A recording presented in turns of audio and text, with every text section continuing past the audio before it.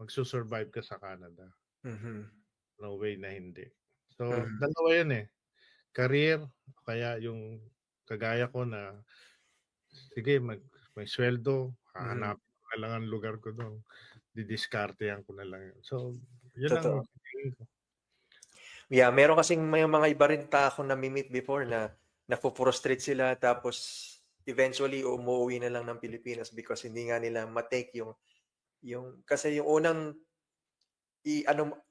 tanggapin mo na yung unang taon mo siguro ganyan, survival, eh, right? Survival. Pero tama yung sinabi mo nga na kasi when you do yung mga jobs na 'to, yung kung ano yung available na mga opportunities, makakamit ka kasi, eh. Importante pa rin ang network, right?